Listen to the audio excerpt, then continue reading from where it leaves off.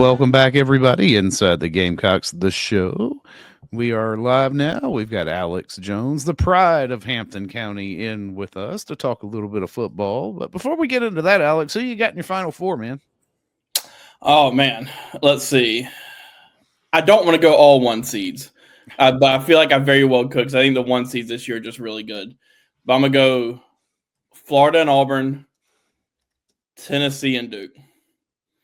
All right. Florida, Auburn, Tennessee, and Duke. Yeah, I got could that work? I think that works. I think that does work. Yeah. I have to look back at what I did, but yeah, and that's 3 1s and a 2. Yeah. Yeah. I didn't go very off from it. Yeah, listen, apparently chalk's the way to go, right? When you look at metrics, everybody's kind of throwing it. I don't agree. Yeah, I got Michigan State. I know JC's a big St. John's fan this year, which I like. I've got them going almost all the way to the Final Four in one bracket. And another bracket, I did take them, but the ones here around the shows, I think I got Florida, Michigan State, Duke, and who did I pull out of that? May have been Tennessee is who I pulled. Yeah, because I said, I think Tennessee gets their first Final Four appearance this year. And Rick Barnes could retire. I mean, that's all you need at that point. He's done. Well, he did go to one at Texas I think when he had Kevin Durant. Did he go? Yeah, okay. Or TJ Ford, one of those two, maybe both. I don't remember. Has Tennessee under no coach has been that far, so it would be interesting to see them get it. That's I don't know. We're not in it, but it doesn't turn off my excitement to see it. No, you're good. Alabama and Auburn have made it in recent years, so we'll see sort of what happens there. I'll go ahead and Alex. By the way, email Alex the link. Alex. Well, actually, you can't. The games have started. Never mind. Never mind. So I thought, I was like, get in on the challenge. It's like, oh, well, never mind. By the way, Creighton 18, Louisville 17. If I'm an Auburn fan, I'm hoping Creighton pulls it out. I don't think, and that's something else, Alex. I mean, look at these 8-9 games. The committee completely. Everybody's going chalk. They're not. Are they thinking about the fact Florida may have to play freaking UConn? In the second round, and who else? Who's over? Houston has to play Gonzaga in the second round. Who had a top 10? Gonzaga had a top 10 net, and is an 8 seed and an $11 million payroll. I wouldn't count out Georgia though. I wouldn't either. I mean Georgia. They definitely have to. And Oklahoma's playing UConn. Oklahoma could win that game if they get hot. So I'm interested to see how many SEC teams make it to the second weekend. Obviously, with 14, we're down, or the SEC's down 1 now with Texas. But I mean, I'm interested to see how many SEC teams make the second weekend. I think we know those top seeds are, but the Georgias, the Oklahomas, the Missouris. I mean, that Drake game. I mean, that's going to be tricky. I think.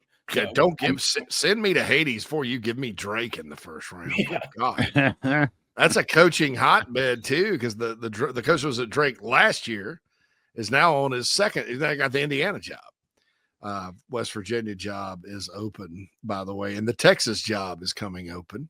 I think they should have. I thought they should have fired Rodney Terry after he lost South Carolina. not that I'm not that bashing Carolina on that, but man, you're playing the last place team.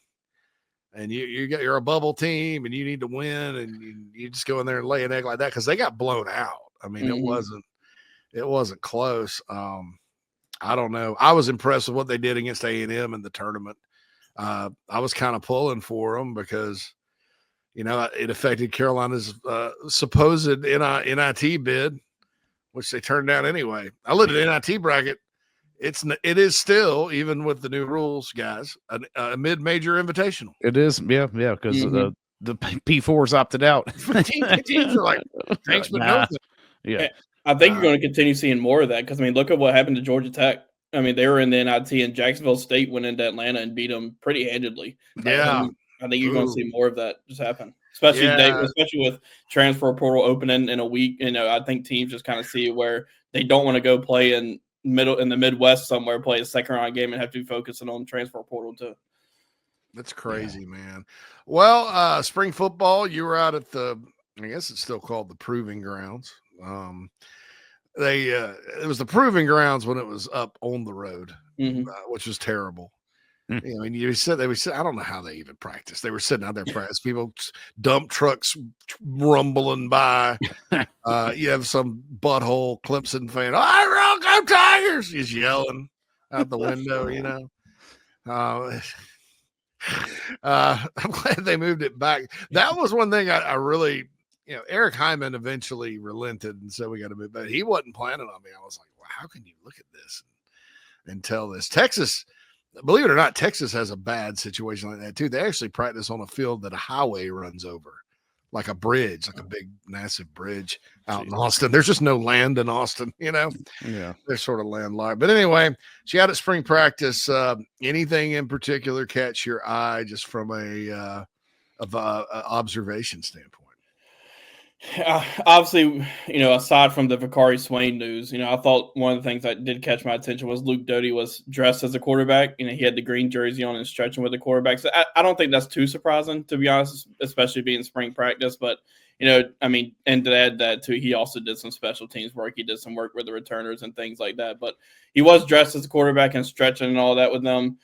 From a lot of what we saw yesterday was just, seeing the guys, because we saw a bunch of ball security drills and special teams drills in the 3 periods we were out there. But, I thought a few players physically that stood out were Fred Johnson. Looks like he's taking a big step year 1 to year 2 physically. He was a big kid last year. He probably could have played and be ready to go last year, but he didn't have to with the 3 linebackers ahead of him. But I think he's physically taking a step. I thought, Rahsul Faison looks really good. He looks he's obviously being an older guy. He looks like you can tell he's been in the strength program for a while. And I know he tweeted out, a few weeks ago how he's already put on a lot of muscle and weight in the South Carolina program. So those are a few guys that really stood out from what we saw yesterday. I had 2 responses. Number 1, Fred Johnson, don't tease me. Tease me. Don't tease me. Don't tease me. JR. I have a buddy that give him good news. He's like, don't tease me. I love Fred Johnson. I just if he could end up being a player that ends up really it was making everybody forget about Debo Williams, who by the way had a good pro day. I thought congrats to him. Yeah. The second thing on Faison, it's rare in my career, Alex, that just kind of eyeball testing a guy, especially on a photo, maybe changed my thinking a little bit, because I've been pretty adamant. This is not a Rocket Sanders situation where he's coming in and basically if he's healthy, he's the guy. I think I love Carolina's other backs. I love Howell. I love Fuller. I think they're really talented young backs. I think Oscar Attaway, if he can take a step forward, could be very effective based on some things he did toward the end of last year. And I like Faison. It wasn't anything against him. I was just like, well, this competition's a little bit better. But after seeing him, I'm like, that's a man, right? That dude, he's old, older, right? But wow. And it all of a sudden became like, well, if the NCAA decides to go off the rails and decline this or whatever, then hopefully they get a lawyer and hopefully all that. But Carolina's got other backs and they'll be fine. But I don't know that I feel that way now. I was like, wow. He looked like Todd Gurley standing out there. Mm-hmm. You remember Todd Gurley? He played for Georgia. I was like, geez, wow. Tall, big. And if you combine that eyeball test with what he looks like on film, where he's a very patient runner, has good vision, can run for power, also has enough speed. That guy that's a potential answer right there, don't you think? Yeah, I think so. Barring the NCAA doing something what sounds like it's going to be crazy with his eligibility, but I kind of like where the running back room is right now. You got a guy like Oscar Attaway who showed what he can do last year. He stepped up into that number 1 role in the bowl game and flashed, had that 4th down nice run that Shane Beamer talked about the other day. And you think about those 2 guys, Howell and Fuller. Howell and Fuller. Howell, when he got into the game last year, it flashed. You could see his athleticism, his quickness, his explosion. And now, granted, a lot of that was going up against Walford or Akron, but you also saw it in the Illinois game too. And I think a little bit of his performance overall in that Illinois game gets a little bit overshadowed just from the fumble. But he showed some explosion in that. And Matthew Fuller last year, he looked like he could have been ready to go physically right away. But again, kind of like we were talking about with Fred Johnson, Fuller didn't have to play just because of all those guys ahead of him. But I think that last year, his redshirt year is going to benefit him greatly just from being able to continue to get into the weight room at South Carolina, but then having to learn from those other SEC backs. And I think this year, we'll see what he can do in the rotation. But, I kind of like where that running back room is right now. Yeah, I like it too. And now I think they do need to sign one or two in this class. But running back's also something you can usually find in the portal. It's kind of funny. I was watching maybe a Josh Pate update video on our website, actually on thebigspur.com, and they had a little graphic that popped up. It was like transfer portal rankings at running back. And you guys know, I always say, and I'll continue to say, the transfer portal rankings are a work in progress. Just don't put too much into them. Don't date too high or too low about them. But Justice Haynes was number one and Faison was number two. So someone somewhere looking at a group of running backs decided these are the top two. The Gamecocks sort of swung and missed on Haynes, and Faison's the guy. And, when you're that closely ranked, sometimes the number two guy ends up being better, So at the end of the day, that's it. The Doty thing, I do want to mention that because Matt in the Banana Sports chat box says they moved Doty, who is back to quarterback too. So here's what I've kind of learned about it's not new that Luke Doty is in the quarterback room. It's new that he's out there at practice with the quarterbacks. He's been in the room. I promise you, I think if something had happened to Sellers last year and Ashford was kind of sputtering in the pass game, and I don't know that he would have. I know they love Davis Bevel, but I think Doty may have been, if things had gotten ugly, they'd have had Doty back at quarterback because I think that I never thought he was a bad quarterback. I thought he just, played as a redshirt freshman with 1 foot. What are you behind that line running that system, that crazy guy? I mean, how the hell is he supposed to do anything? I mean, honestly, come on. But Luke, what's your take on that? And then I'll kind of give my opinion on kind of my intel on what I think's actually going on here. Yeah, I'm not sure there's a whole lot really to read into him just being in the dress as a quarterback yesterday.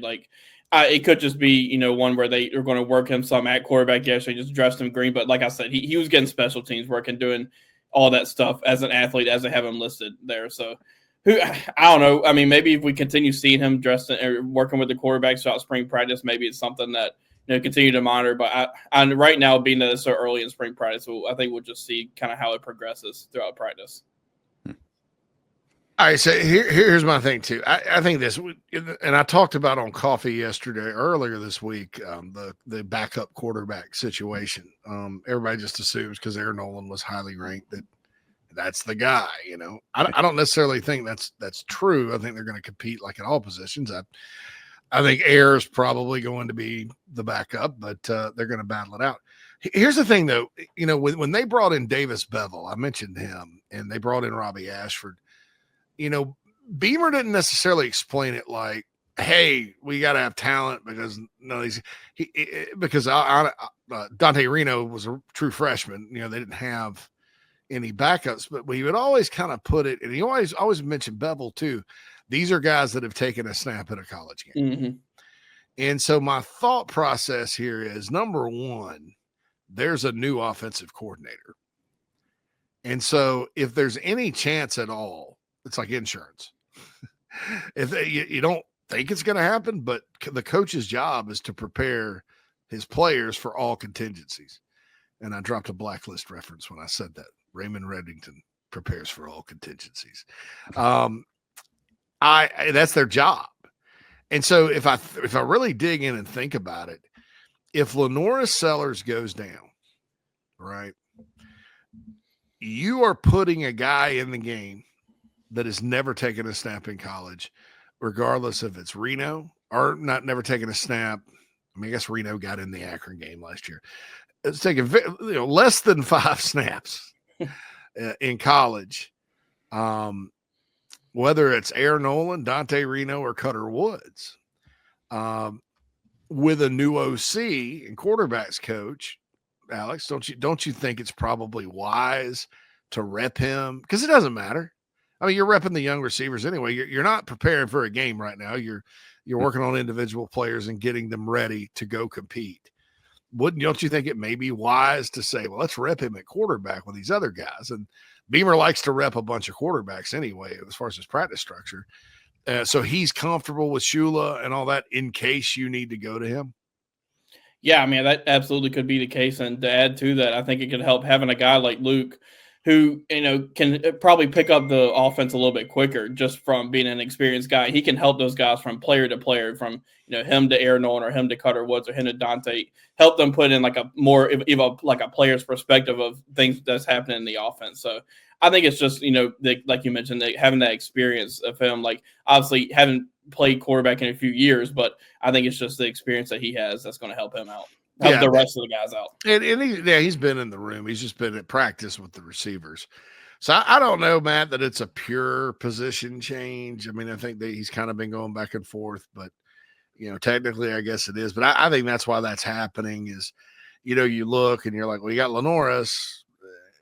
Then you got 3 guys that are very, very green, if you will. And I think Luke Doty, skill set wise, if you're going to design an offense around Lenore Sellers and his running ability and all that he can do, Luke Doty can go play that game. The other guys, Aaron Nolan is more of a type of quarterback, Spencer Rattler type, where can move just good enough. Same with Cutter Wood, same with Don. They're all kind of the same style. Luke can be more of a hell on wheels runner because he's fast. We'll see. We'll see kind of how all that plays out. So who's covering the Zyon Guiles commitment tomorrow? Is that you? Hale and I will both be there. You're the tag team. Yeah. Oh, wow. Read into that what you will. My goodness. Oh gosh, the pride of Hampton County heading to Georgetown County. Yep.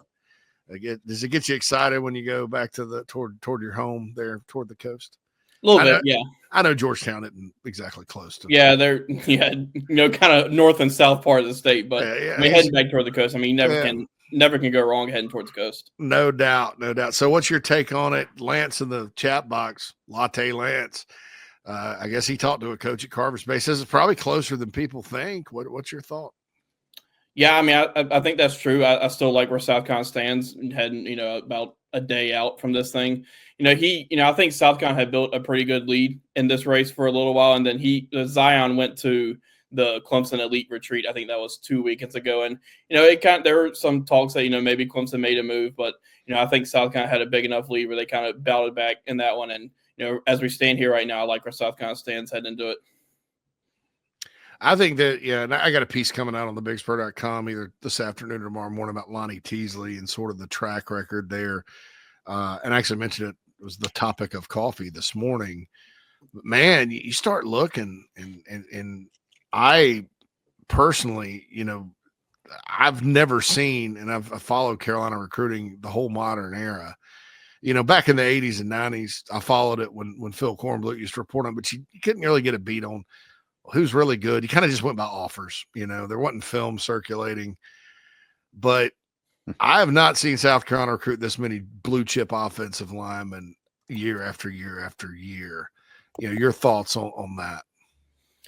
Yeah, a few weeks ago, or maybe last week, I did something on the previewing the offensive line for spring practice, and was talking about the depth of the room. And you really, once you start looking at the roster and diving deep into it, you can see, I think for the past few years, we've been talking about how well they've recruited, the high school ranks to build that depth. And I think they've just built it to where they're not going to let 2023 happen again, because they saw what it did to the offense, and they have kind of just said that's not going to happen again. But they've also had a lot of talented in-state offensive linemen that have come through these past few years. I mean, Josiah Thompson was a 5-star guy, I think, in the composite rankings. You have Blake Franks, Cam Pringle, all in one class. last year you had Shed Surratt, who Colorado made a pretty big push for. They're late, and he's a really good. He continued to rise in rankings after what he did, I think, at the Shrine Bowl. And I mean, then you talk about right now Darius Gray. Seems like they're in a pretty good spot for him, a 5-star guy who out-of-state offensive lineman that they've built a strong relationship with, and it seems like he really likes South Carolina. So they just continue to build depth in that room. And right now, obviously, from the starting 5, there's a lot of different options they can go with, and a lot of those young guys. Throw Marquis Anderson in there too from Dorman. I mean, they got a lot of different young options that they can go with, and they just continue to try to build the depth. But they've done a pretty good job of building that room to not let something like 2023 happen again. Yeah, I was kind of looking up, checking my facts on it, and you got a guy like Blake Franks, and he can play all 3 interior positions, including center, up and coming. Trevon Ball, I guess I forgot he was a true freshman All-American and freshman All-SEC. Tree the same way. And they may move Tree. Hey, did you see how the offensive line lined up? Any chance? Did you see where Big Tree lined up yesterday? I saw on the game. We didn't see while we were there, but I saw what they did in the Gamecock football videos. I saw them working at guard, and that's not surprising. Oh, good. I'm just worried because I've been talking about it, and I'm like, I'm going to feel like a horse's ass if they leave him at tackle. I won't agree with that. I won't agree with that at all. Because how are you going to? I mean, who are you gonna bench? I think, that's the thing. But I almost wonder if Tree's going to be too good to keep off the field. I think so. They really, really like him, and I'd be very intrigued to see Josiah Thompson and Tree Boblade lined up beside each other, left tackle, left guard. I think that could be a solid left side there if that's what they decide to do. Oh, my goodness. I thought Tree played really well against Missouri last year. Yeah, he played really well at tackle his first year, that freshman year when he came in. I think 24/7 named him like freshman of the week for what he did against Georgia.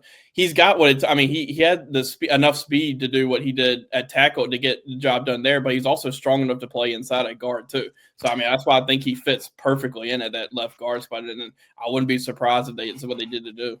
And I'll say this too. I think what they need to do, and I mean, I'm not a coach, right? But last year they seemed very hesitant to cross train. Example, you had Marquis Anderson behind Kamar Bell. Maybe if you have Ball behind Bell, I think Ball maybe plays a lot more, but he was a right guard. And that's fine. You do that from time to time. You don't always cry. I think though, again, prepare for all contingencies. Let's say something happens to Josiah Thompson at left tackle. I think that you absolutely have to play Tree there. I don't see anybody else on the roster that can go in and do it. Yeah, I agree because, I mean, Jatavius Shivers is really good, but I think he's backing up Case and Henry right now at right tackle, and I liked what he did, to be honest, in that Alabama game when he came in. But I agree. I think if something were to happen to Josiah, I think you got to put Tree in there, and then you got multiple options to go with that guard. Yeah, I agree with you there. Nick Sharp from Wake Forest. Saw the picture, saw the interview. Looks gun show, man. 6'2", 340. Does he look 340 pounds to you? Like he's not a fat guy, is he? No, it's a good 340. Like he looks really well put together. like I mean, he's another one. There's just so many different options at guard. He could be in that left guard spot. He could be in that right guard spot. I think that's where he played at Wake Forest last year, was that right guard, and throw Rodney Newsome in there. And of all the spots, those 5 spots right now in the offensive line, none of them are set, and they're not going to tell you that any of them are set. But Boaz Stanley at center seems to be the most likely option right now as we stand. It's going to go to, because you can listen to Cole Kubelik talk about him. I wrote about it the other day on the website. Cole was really high on him, and Cole Kubelik knows what he's talking about with offensive linemen, especially centers. And he was raving about him, naming a top 5 SEC offensive lineman transfer. So I think he fits perfectly into that center spot after what he did at Troy. I mean, he was really good when he moved to center at Troy. Cole's the only one that's a good O-line guy. I mean, basically, I won't listen to anyone else about offensive linemen but him, because he puts in the work, and when he watches film, he's watching them. He's not watching the ball, and I love that about that guy. I think that we need to get him on. Cole Kubelik. That'd be fun. That'd be a fun guest to have. I know him. I've been on his show before. Yeah, that'd be a great combo. We're going to reach out and get him on the show. All right, Alex, man, we'll let you get back to your bracket and all that. Didn't even ask you about baseball and basketball, but Austin Hero apparently is in the portal. Yeah, never really played. Tyler Hero's brother, right? Yep. His brother. Yeah. Oh well. Well, he was on scholarships. That's another spot open. Yeah. So happy. Have a good best. It's all starting. I mean, it's the transfer portal opens Monday. I think it's going to be interesting to see what this roster looks like and the attrition that's going to happen from this past season. Sweet. All right, hey man, give me some video of the announcement tomorrow. Yeah, I'm telling you in front of the public.